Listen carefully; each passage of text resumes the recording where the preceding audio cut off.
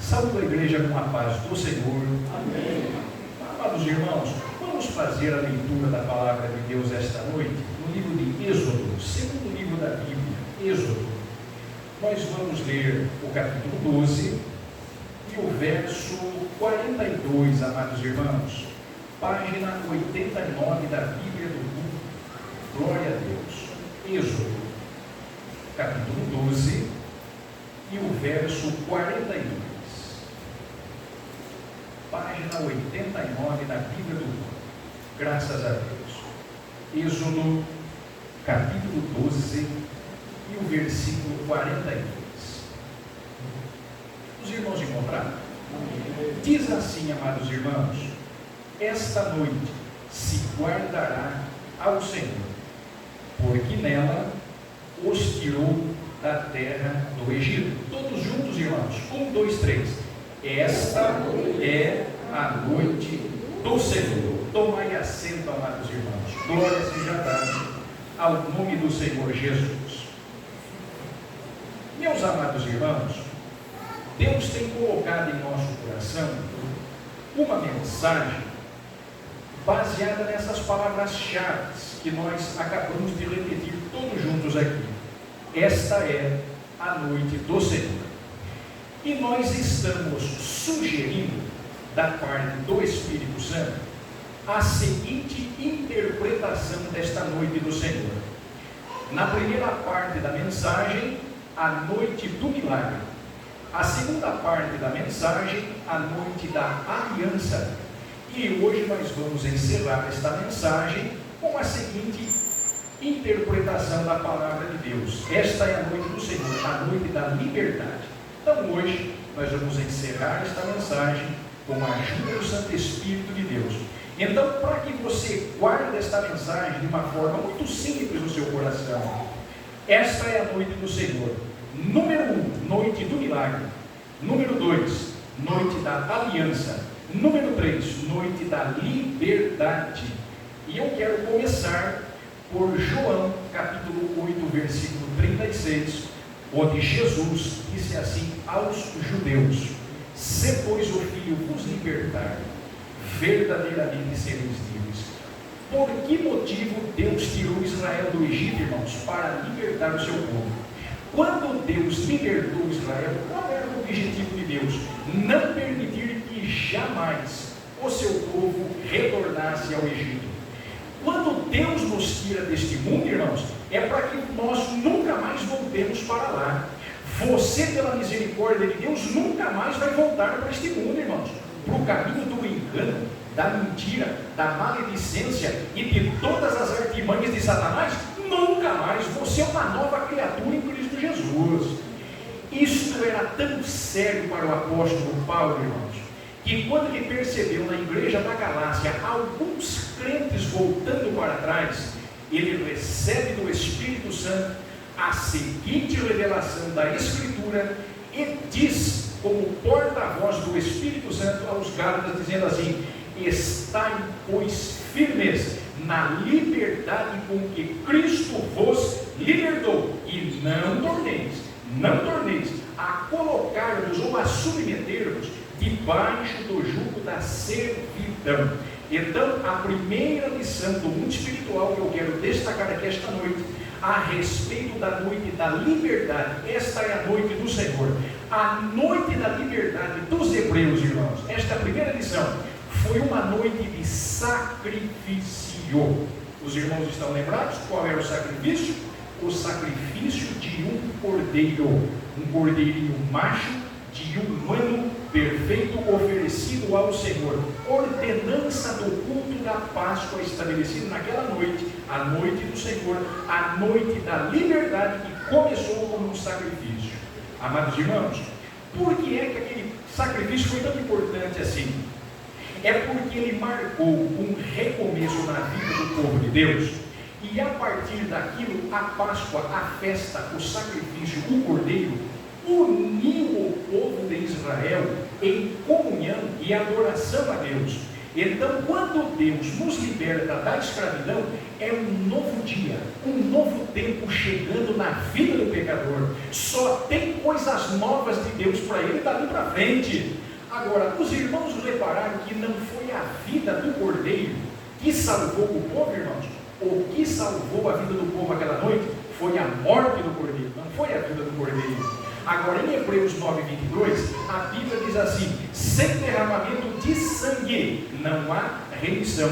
Então, Cristo é na Bíblia, 1 Coríntios 5:7, o Cordeiro Pascual, o único sacrifício, o único Cordeiro aceitável, substitutivo perante os olhos de seu Pai, cujo sangue simbolizava uma vida entregue no lugar da outra. Os irmãos que se formaram em teologia, a primeira coisa que o professor explica na aula do livro de Êxodo, a doutrina da substituição. Ou seja, o inocente morre no lugar do culpado. É isso que a Bíblia chama de doutrina da substituição. Jesus morreu em nosso lugar. E esta profecia está lá em Levítico 17:11. E há duas coisas que nós precisamos observar aqui, irmãos. Em primeiro lugar, o cordeiro deveria ser imolado no meio da congregação. Os irmãos estão lembrados que Pilatos tomou a Jesus, tirou ele da sala da audiência e trouxe no meio da multidão. E aí ele fez a seguinte pergunta: que farei de Jesus chamado Cristo? Segundo aspecto, estando o cordeiro morto, havia uma profecia em Êxodo 12:46 que o cordeiro tinha que ser perfeito. E aí o Espírito Santo diz pela boca de Davi no Salmo 34, versículo 20: ele guarda todos os seus ossos, nem sequer um deles se quebra. Os irmãos se lembram que quando Pilatos, José de Arimateia chegou e pediu o corpo de Jesus, ele precisava se certificar de que realmente Jesus estava morto. A hora que eles foram até a cruz, eles foram lá para quebrar as pernas de Jesus, porque já tinham quebrado as pernas dos outros crucificados ali com ele. Mas a hora que eles chegaram, Jesus já tinha morrido. O soldado furou o seu lado com uma lança, mas as pernas de Jesus não foram quebradas. Por que é que as pernas do Filho de Deus não puderam ser quebradas na cruz? Porque o cordeiro deveria ser perfeito, oferecido a Deus. Ele guarda todos os seus ossos, nem sequer um deles se quebra. Jesus não poderia ter suas pernas e nem um osso seu triturado ou quebrado, porque no terceiro dia ele deveria ressuscitar com aquelas mesmas pernas, o mesmo tronco, a mesma cabeça. E aí Jesus coloca por terra toda e qualquer doutrina das testemunhas de Jeová. O Jesus que morreu é um, o que ressuscitou é outro, o que foi sepultado é outro. Jesus não, ele guarda todos os seus ossos, nem sequer um deles se quebra. Cristo ressuscitou com o mesmo corpo que ele morreu, todavia incorruptível e glorificado, porque ele é o primogênito dos mortos, que ressuscitou no terceiro dia, derrotou a morte e o inferno e Satanás, e ressuscitou dos mortos para nunca mais tornar a morrer. Por isso ele é chamado de primogênito dos mortos. E não é que no arrebatamento os mortos vão ressuscitar com ele. Glória seja dada ao nome de Jesus. A segunda lição que eu quero destacar aqui, irmãos, é a seguinte: a noite da liberdade começou com um sacrifício. E um segundo aspecto, uma lição do mundo espiritual muito importante, é que a noite da liberdade, além de ser uma noite de sacrifício, foi também uma noite de achar graça. Esta é a segunda lição que eu coloco aqui. Noite da liberdade, uma noite para achar graça. Se nós retrocedermos um capítulo antes, Êxodo 11:22, Deus falou assim para Moisés: Moisés, fala agora aos ouvidos do povo de Israel que cada homem peça ao seu vizinho e cada mulher peça à sua vizinha joias de prata e joias de ouro e roupas finíssimas. Aí a Bíblia diz assim: e o Senhor deu graça ao seu povo perante os olhos dos egípcios. Amados irmãos, esta graça que está escrita aqui não é necessariamente a graça que nos salva, por exemplo, a graça de Efésios 2:8. Não. Esta graça que está escrita aqui, irmãos, foi o juízo que Deus enviou no Egito, e a hora que Deus executasse todo o censo da sua justiça e da sua ira, Deus faria o seguinte: esta graça que está escrita aqui seria um medo, um terror, um pavor, e algo sobrenatural que ia aterrorizar os egípcios naquela noite. Por quê? O anjo destruidor passou na casa onde não havia a marca do sangue do cordeiro, todo filho mais velho morreu. E aí a Bíblia diz assim: e os egípcios apertavam o povo para que apressadamente os lançassem para fora do Egito. Israel despojou o Egito em uma noite. O Egito ficou paupérrimo, e toda a riqueza do Egito Deus tirou da mão dos egípcios e colocou nas mãos dos filhos de Israel. E o Senhor deu graça aos olhos dos filhos de Israel perante os olhos dos egípcios. Irmãos, sabe o que isso significa? Quando Deus deu graça para fazer a justiça, é como se Deus estivesse indenizando Israel por 430 anos de trabalho. Deus diz, é como se Deus estivesse, agora eu vou dar uma folhadinha na mensagem. É como se Deus fosse um empregador e estivesse assinando um cheque e indenizando os seus funcionários. 430 anos de trabalho. Este é o termo de rescisão contratual. Todas as verbas rescisórias e trabalhistas serão quitadas nesta noite. Todo homem, peça ao seu vizinho. Toda mulher, peça para a sua vizinha joias de ouro, joias de prata e roupas finíssimas. Sabe por que Deus fez isso, irmãos? Porque Ele já tinha prometido para Abraão: teus descendentes, Abraão, sairão do Egito com grandes riquezas. Quando você vem a Cristo, há uma grande riqueza te esperando. Basta que você saia do Egito. Agora, irmãos, os irmãos já pararam para imaginar o terror daquela noite no Egito? Não havia uma casa onde não houvesse um caixão, e os meninos mais velhos e as meninas mais velhas depositadas no caixão e sendo velado o corpo aquela madrugada toda. Você já imaginou, amado irmão? Provavelmente lá para meia-noite e meia, até umas 4h30, 5 horas da manhã, segundo os historiadores, 2 milhões de hebreus circulando por tudo quanto é rua e casa do Egito. Ô vizinho, você tem joia de ouro e prata aí? Passe para cá. Vizinha, você tem roupa fina? Entrega aqui para mim. No meio da madrugada, porque naquele tempo não tinha energia elétrica, cada um com o seu castiçal, e na casa daquela família, a família ali apavorada, o filho morto, a filha morta, de repente o pessoal bate lá no portão, meu Deus, aquela choradeira pelo filho morto, de repente um grupo de hebreus parados ali. Ó vizinho, você tem ouro aí? Passe para cá. Tem joia de prata? Entrega aqui para mim. A senhora tem roupa bonita aí? Entrega tudo aqui para mim. De repente o pai e a mãe, a família ali, espera um pouquinho, quem que é essa meninona grande aí do seu lado? A minha menina mais velha. Mas como assim a sua filha mais velha? Ela não morreu? Porque ali morreu, na casa do vizinho morreu, naquela casa morreu, naquela outro menino morreu, e você está com a sua menina viva numa boa, pedindo joia de prata. Pelo amor de Deus, gente, dá tudo que tem nessa casa antes que mais alguém morra. Irmãos, de repente bate um senhor lá: vizinho, você tem coisa valiosa aí? Passe para cá. Mas peraí, quem é esse menino grande aqui? Ah, meu menino, completou 18 anos anteontem. Mas o que ele está fazendo aí? O meu filho está morto no caixão, o do vizinho está, o de trás também está. O que ele está fazendo? Meu menino, ele vai viver muito ainda. Como é que o seu menino está vivo e o meu está morto?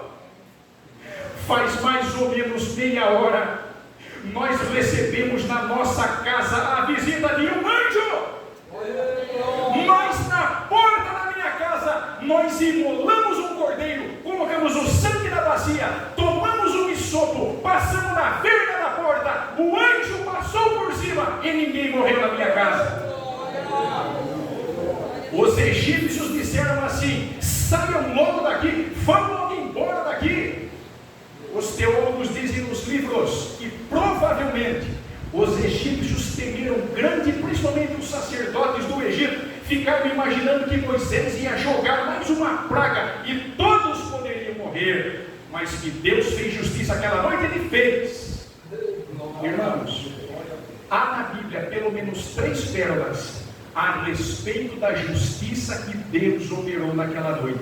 Deus trouxe 3 grandiosas obras por meio da sua justiça, porque Ele é justo e justificador. Justo e justificador. Obra número 1, Deus revelou o seu poder.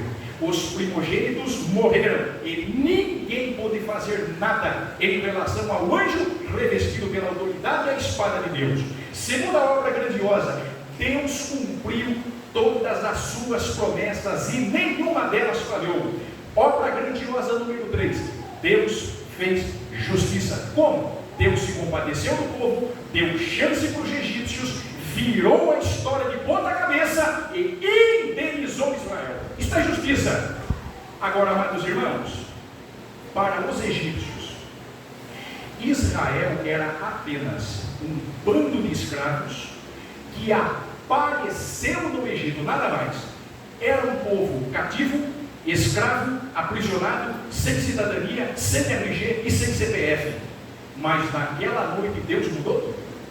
Deus deu um RG para o seu povo, povo de Deus, povo de Deus, povo de Deus, povo de Deus. Deixa ir o meu povo! Isto foi o que Deus falou para Faraó. Naquela noite, na noite da morte dos filhos mais velhos, Egito passou a respeitar Israel. Como é que nós interpretamos isso à luz do Novo Testamento? Como é que cada irmão fiel entra nessa história? Como é que a gente entra na mensagem? Romanos 5,17, a abundância da graça, disse Paulo, trouxe para nós o dom da justiça. Romanos 5,18, por um só ato de justiça, a justiça de Cristo, veio a salvação sobre todos os salvos para a vida eterna. Romanos 5,21, a graça reina, a graça reina, a graça reina, a graça reina para a vida eterna. Terceira lição que eu quero destacar aqui, antes que eu encerre. A noite da liberdade começou, recapitulando, ela foi na verdade uma noite de sacrifício, ela foi uma noite para se achar graça e finalmente ela foi uma noite para se deixar o Egito para sempre. No versículo 41, nós lemos o 40, O 41 diz assim, amados irmãos, e aconteceu que passados 430 anos, naquele mesmo dia, todos os exércitos do Senhor saíram do Egito. Nem sequer uma unha ficou no Egito. Por que Deus fez isso, irmãos? Porque no Egito não é lugar de liberdade. Egito é lugar de escravidão. A liberdade do pecador está fora do Egito, fora do mundo. Enquanto o pecador não sair de uma vez por todas do Egito, do mundo, ele não vai encontrar a liberdade que Deus tem para lhe dar. Mas a todo pecador que sincero se arrepende, pastores? A porta da graça está aberta até hoje. É aqui, amados irmãos, que a Bíblia, logo na sequência, ela vai assim exaltar o papel, a liderança e o modelo de vida do profeta chamado Moisés. Porque Moisés é o profeta semelhante a Cristo, descrito em Deuteronômio 18:35, porque Moisés era único, assim como Jesus também é único. Moisés era o único profeta capacitado e vocacionado por Deus para remover Israel do Egito. Da mesma forma como em Judas, versículo 4, a Bíblia diz assim: Jesus Cristo, único Deus e Senhor nosso. Moisés viu, irmãos, aquilo que ninguém jamais viu.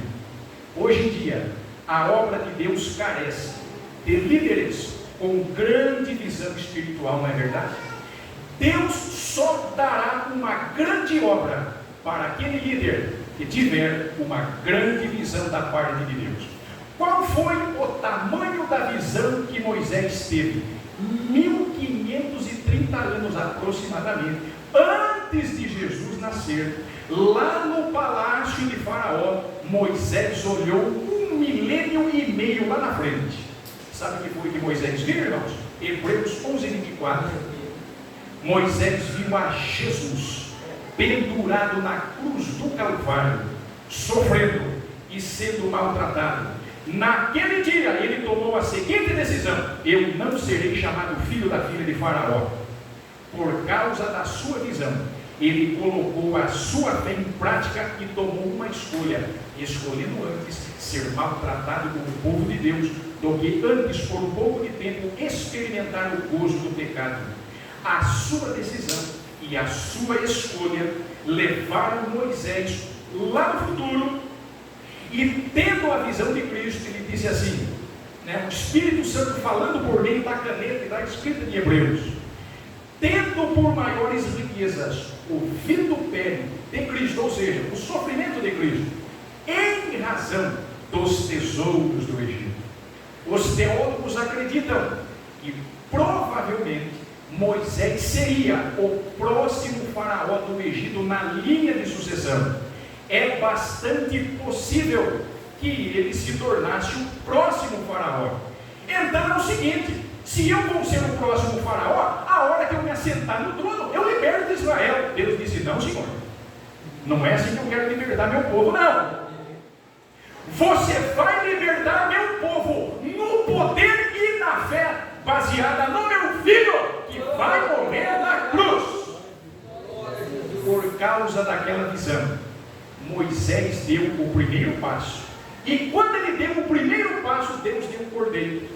Pela fé deixou o Egito, não temendo o mandamento do rei, porque ficou firme, como vendo invisível. Moisés deu o primeiro passo. Deus em seguida já mostrou o segundo passo. Pela fé celebrou a Páscoa e a aspersão do sangue, para que o destruidor não lhes tocasse em seus primogênitos. Ou seja, quando Moisés deu o primeiro passo e Deus deu o segundo, ocorreu a noite do milagre, a noite da aliança e a noite da liberdade. Por que Deus fez aquilo? Porque Deus tinha pressa em tirar o seu povo do Egito. Deus havia dito que a hora de celebrar a Páscoa tinha que comer apressadamente, lombos cingidos, sapato nos pés, cajado na mão, e o comereis apressadamente. Esta é a Páscoa do Senhor. Irmãos, não se iluda, não se iluda. Deus tem pressa em arrebatar você deste mundo. Aí, o lugar da igreja não é aqui. Deus tem pressa em nos arrebatar. Nós estamos aqui de passagem.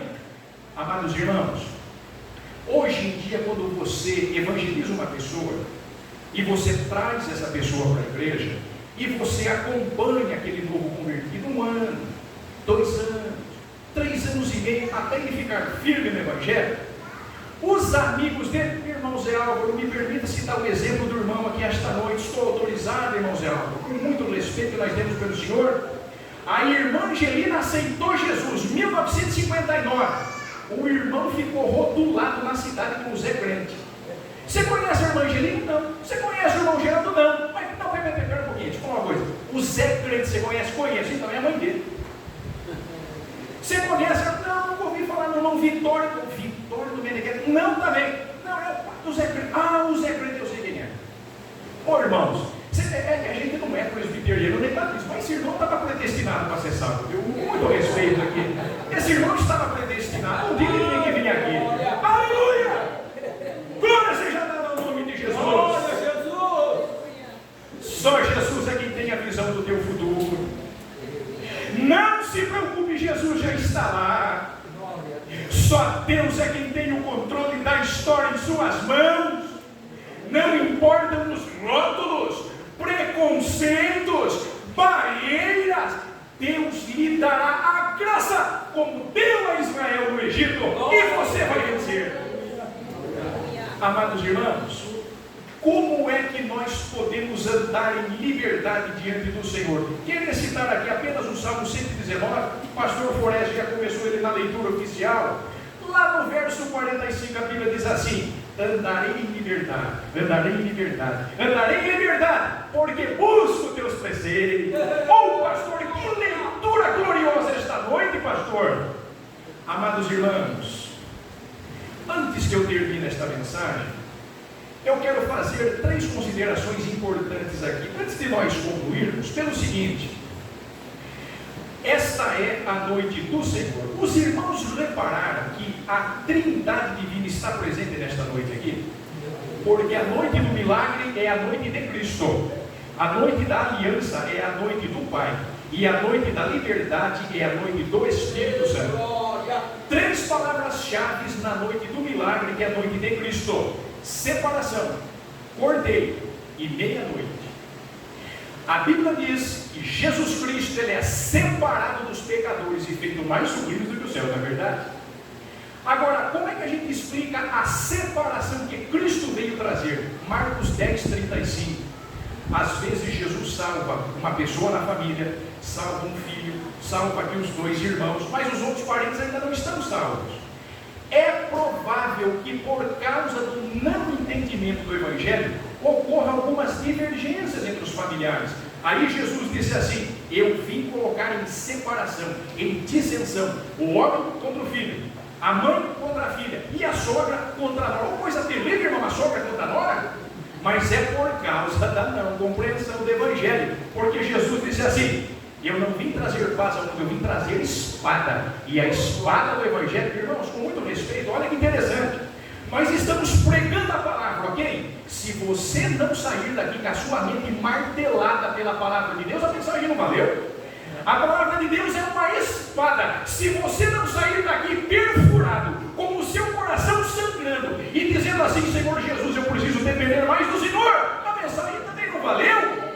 Mas eu olho para a cara dos irmãos, os irmãos têm rosto de anjo, os irmãos estão crendo nesta palavra, você está recebendo pela fé, e em nome do Senhor Jesus, esta noite ainda haverá grandes surpresas para você. Porque é que esta noite da aliança é a noite do Pai? Porque quem estabeleceu o culto foi o Pai, e na terra vocês vão celebrar. Agora, eu quero te dizer aqui uma palavra a todos os pais desta igreja aqui, ouçam com atenção, a todos os que são pais. Existe alguma coisa mais assim, gloriosa para um pai, para uma mãe, do que ver os seus filhos festejando, fazendo festa? Foi feito aniversário da minha mãe semana passada, os irmãos ficaram em lágrimas lá em casa, porque os filhos estavam festejando. Irmãos, a irmã Jorginha e o irmão Roberto não perdem muito, mas no dia que os 3 netos estavam lá, meu Deus do céu, com uma festança danada. Na próxima vez os irmãos me convidam que eu vou lá. Irmãos, por que é que a noite da liberdade então é a noite do Espírito Santo? Israel deixou o Egito para sempre, e o pecador só deixa o mundo para sempre, como o nosso irmão fez, que já vai fazer 2 anos de batismo, hein? Olha, irmãozão, já vai para 2 anos, né? Irmãos, o pecador só faz isso quando o Espírito Santo o convence da justiça, do juízo e do pecado. João 16:8. Aqui na nossa igreja tem noites, irmãos, que são assim mais noites de milagres. Os irmãos estão lembrados, o pastor chega no culto, ele já chega assim: irmãos, eu me consagrei, quem estiver enfermo hoje vai ser curado. No término do culto, o pastor vem para ele e fala assim: se você está doente, sente desse lado aqui, passa 15 dias, 20 dias, os irmãos vão no médico com o resultado do exame, eu estou curado para a glória de Deus. Glória a Deus. Como é que se chama essa noite, irmãos? Noite do milagre. Mas aí, aconteceu aqui já várias vezes também, né? Em que alguns irmãos que há muito tempo pararam de congregar, estão afastados da comunhão de Deus, da igreja, mas ele vem aqui e se reconcilia com Jesus. Como é que se chama isso? Noite de milagre? Não, noite de aliança. Ele vem e renova os votos com Jesus. É como o filho pródigo que recebe novamente o anel no seu dedo, noite da aliança. Mas aí também tem a terceira noite, que é aquela noite em que você é renovado, é aquela noite em que pecadores que nunca pisaram na igreja vêm aqui e se entregam a Jesus. O que é isso? Noite de liberdade. Agora, os teólogos dizem nos livros que a conversão é o maior milagre. Então, quando você ler na Bíblia, esta é a noite do Senhor, esteja preparado, porque nesta noite Deus tem milagre para você.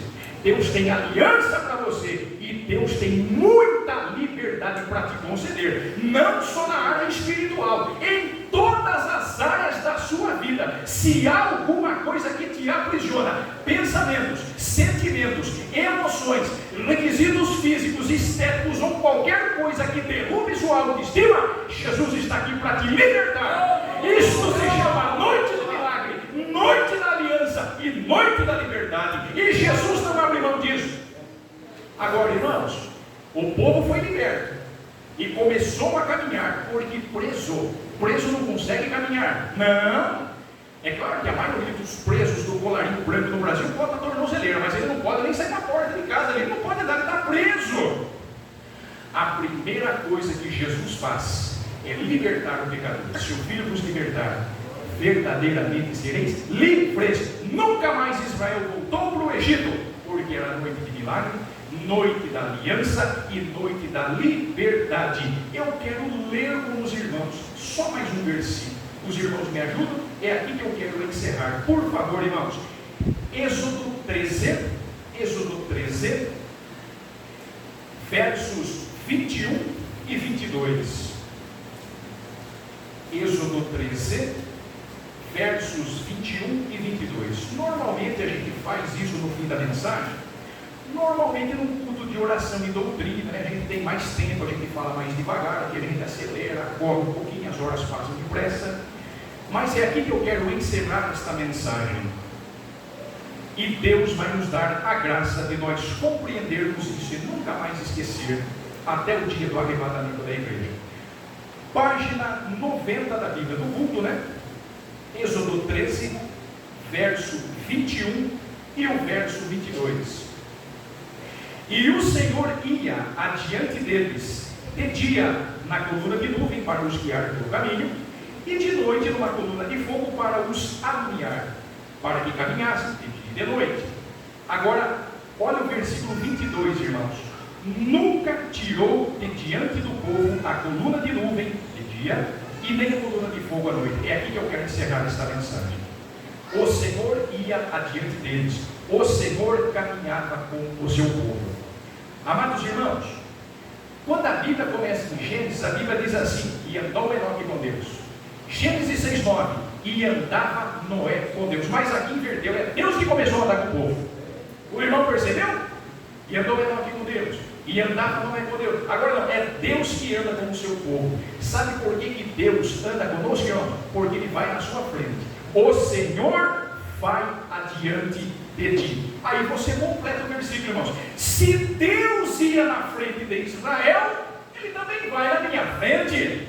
Agora, aqui tem uma coisa importante. Os irmãos sabem que o mundo de hoje, o capitalismo moderno, a sociedade da internet das coisas, a indústria 4.0, etc. Os irmãos sabem que tudo hoje em dia gira em torno de interesses. De repente você liga no comércio, fulano está aí? Não. Pode deixar um recado? Pode. O que eu falo para ele? Peço para ele retornar a minha ligação. Se não for do interesse dele, irmão, não retorna nunca. O que é isso? Interesse. Você viu lá para mim um orçamento assim? Eu vi. E daí? Eu vi, mas deixei para lá. Por quê? Porque não é do seu interesse. Se fosse, você tomava providência. Agora Jesus não. Jesus nunca foi interesseiro. Jesus nunca foi e nunca será oportunista. Ele comia com os publicanos e pecadores. Eis aí o homem comilão e beberrão, amigo dos publicanos e pecadores, mas ele os amava de todo o seu coração. Glória a Deus. Ouçam com muita atenção, amados irmãos. Redobre sua atenção.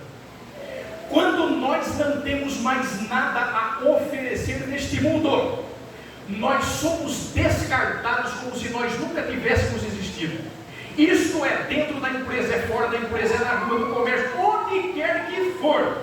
Agora, Êxodo 13:22 é uma profecia da pessoa de Cristo. Quem era aquela coluna de nuvem no deserto? Jesus. Quem era aquela coluna de fogo? Jesus. O povo saiu do deserto de dia, 70 graus na cabeça, coluna de nuvem, ar-condicionado. E no frio da noite, menos 10 graus negativos no deserto, coluna de fogo, uma grande lareira preparada por Deus. Sem contar a mesa preparada no deserto, que os anjos desciam, pegavam a comida e botavam lá. E maná todo dia. Meu querido irmão, aquilo que Jesus te deu, aquilo que Jesus fez na sua vida, os dons que Ele te concedeu, ouça com muita atenção e grave essas duas palavras: nunca tirou. Aquilo que Jesus te deu, Ele nunca vai tirar. Aquilo que Jesus te agraciou, você nunca vai perder. Basta que vigiemos até o dia do arrebatamento. Todo servo fiel nunca deixará de ter na sua vida uma coluna de nuvem e uma coluna de fogo, porque Cristo está conosco todos os dias, até a consumação dos séculos. No fogo da tua tribulação, Jesus é para ti uma coluna de nuvem. E quando as coisas esfriarem, e você perceber que você vai esfriando e gelando na fé, lá vem a coluna de fogo de Cristo, e aí o Espírito Santo dá uma sopradinha assim, e o fogo arderá sobre o altar e não se apagará. Meus amados irmãos, o mundo de hoje está desprotegido, desorientado e sozinho, mas como Deus nunca vai tirar de você a coluna de fogo e nem a coluna de nuvem, você está protegido, você está dirigido e você está amparado, porque esta é a noite do Senhor. Repitam comigo, irmãos: noite do milagre, noite da aliança, e noite da liberdade. Esta é a noite do Senhor. Deus abençoe a todos no maravilhoso nome de Jesus. Amém.